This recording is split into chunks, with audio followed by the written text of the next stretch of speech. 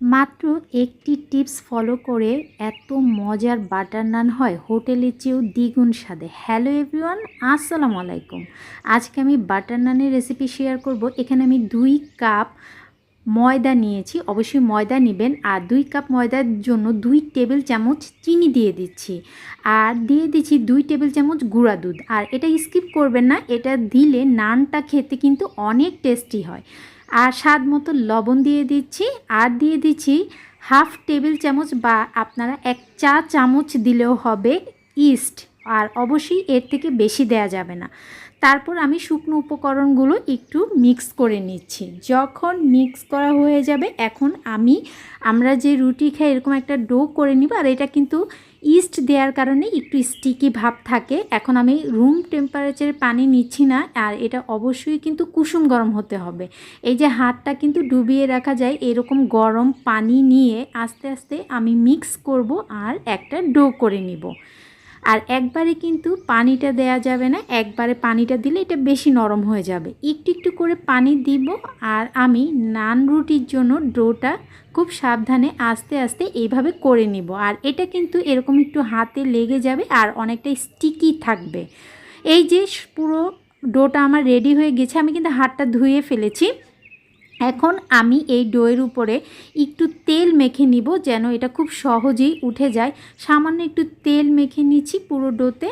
তারপর এটা আমি গরম জায়গায় এটা রাখবো ইস্টটা অ্যাক্টিভ হওয়ার জন্য। আর এটা কিন্তু আপনারা চাইলে গরম পানি উপরে পাতিলের উপরে এইভাবে বসিয়ে রাখতে পারেন, তাহলে কিন্তু 30 মিনিটের মধ্যে এটা অ্যাক্টিভ হয়ে যাবে।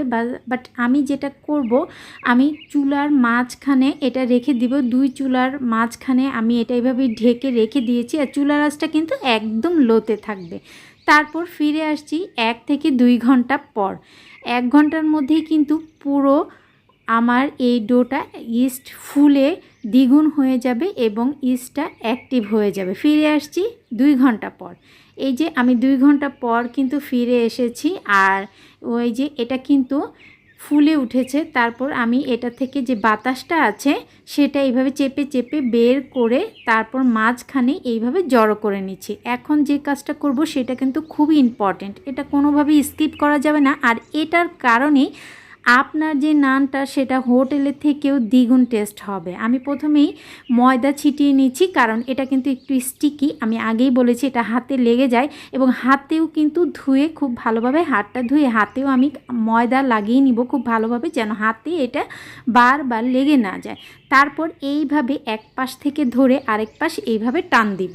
এরকম আমি 5 থেকে 6 বার করব। এভাবে হাতে একটু ময়দা এভাবে লাগিয়ে নিব। আর আপনারা কিন্তু এটা দেখতেই পাচ্ছেন এটা কতটা স্টিকি, এরকম লেগে যাচ্ছে। এই জন্য আমি বারবার কিন্তু ময়দা দিচ্ছি।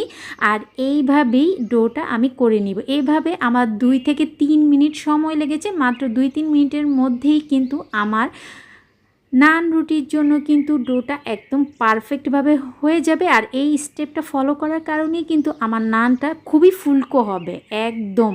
তারপর আমি এটা একটু সমান করে নিচ্ছি আর ময়দা বিছিয়ে দিয়েছি যেন এটা লেগে না যায়।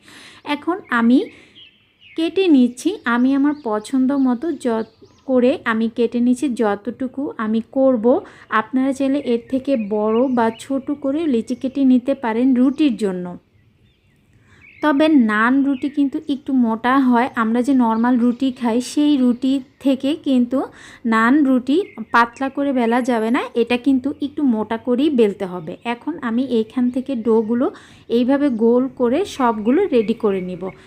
আর এখানে কিন্তু আপনারা দেখতেই পাচ্ছেন আমি কিন্তু ময়দা দিয়ে দিচ্ছি, না হয় কিন্তু ডোটা লেগে যাবে একটার সাথে আরেকটা। সবগুলো ডো আমার রেডি। এখন আমি এগুলো একটা বাটিতে সরিয়ে রাখবো, তারপর একটা করে নিব। আর আমি রুটির যেভাবে আমরা রুটি বেলি ঠিক সেভাবেই আমি বেলে নিব। এই যে হয়ে গিয়েছে। তারপর আমি একটা ময়দা বিছিয়ে দিয়ে তারপর কিন্তু আমি এইভাবে রুটি বেলে নিচ্ছি। আর অবশ্যই কিন্তু একটু বেশি করে ময়দা দিচ্ছি, কারণ না হয় কিন্তু এটা বারবার লেগে যাচ্ছে। যখন এটা বেলা হয়ে যাবে তারপর আমি এটা ভাজবো, আর কীরকম মোটা রাখবো সেটা একটু আপনাদের সাথে শেয়ার করব। এই যে আপনারা দেখতেই পাচ্ছেন এটা কীরকম মোটা আমি রেখেছি, নর্মাল রুটি পরোটা থেকে একটু মোটাই হবে। এখন আমি ভাজবো। ভাজার জন্য সরাসরি একটা প্যানে আমি প্যানটা খুব ভালোভাবে নিয়েছি আর প্যানটা খুব ভালোভাবে গরম করে নিতে হবে। প্যানটা কিন্তু ঠান্ডা অবস্থায় এটা ছেঁকা যাবে না। প্যানটা খুব ভালোভাবে গরম করে তারপর আমি রুটিটা ভাজবো। প্যানটা যখন খুব ভালোভাবে গরম হয়ে যাবে তারপর আমি রুটিটা দিয়ে এইভাবে চেপে এটা আমি ভেজে নিব। এইভাবে যখন চুলা আঁচটা কিন্তু লোতে থাকবে না, চুলা আঁচটা মিডিয়াম করেই আমি সবগুলো নান রুটি ভেজে নিব।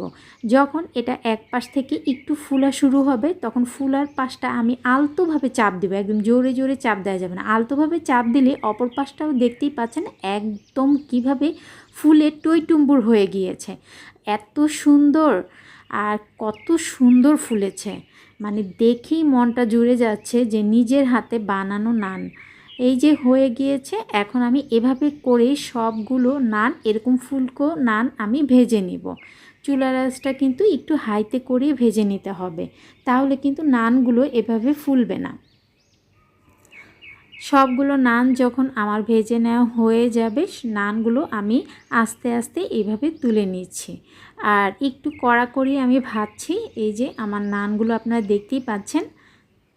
এখন আমি একটা প্লেটে নিয়ে নিচ্ছি, একে একে সবগুলো নান আমি ভেজে নিচ্ছি। আমার কিন্তু প্রত্যেকটা নান রুটি এভাবেই ফুলেছে, একটা নান রুটিও নাই যে এটা ফুলে নেই, সবগুলো রুটি ফুলে গিয়েছে। এখন আমি একটা গার্লিক বাটার করব। এখানে আমি রসুন খুব ভালোভাবে গ্রেট করে নিয়েছি আর নিয়েছি বাটার আর রসুনটা আমি এভাবে মিক্স করে নিয়েছি আর দিয়ে দিব কিছু ধনেপাতা কুচি।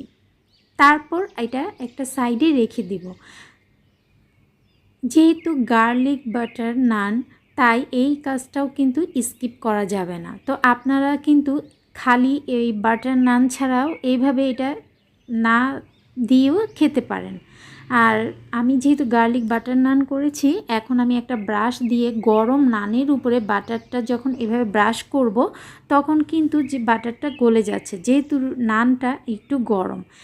সবগুলো রুটির উপরে আমি এইভাবে বাটার আরটা এভাবেই আমি মেখে নিব। এই যে হয়ে গিয়েছে, এখন দেখতে কতটা লোভনীয় লাগছে আরও, আর এটা এতটা সফট এবং ভিতরটা আমি একটু আপনাদের সাথে শেয়ার করছি কেমন হলো।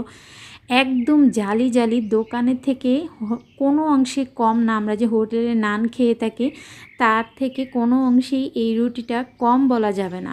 আপনারা কিন্তু খুব সহজেই এইভাবে বাটার নান করে বাসায় করে খেতে পারেন। এই যে জালি জালি হয়েছে, সবগুলো নান কিন্তু আমার একদম রেডি। আর এটা যে কতটা সফট, অবশ্যই বাসায় একবার হলো ট্রাই করবেন, আপনাদের ফ্রেন্ডস এবং ফ্যামিলির সাথে শেয়ার করবেন। আপনাদের দোয়ার মাঝে আমাকে মনে রাখবেন। সবাই ভালো এবং সুস্থ থাকবেন। আল্লাহ হাফেজ।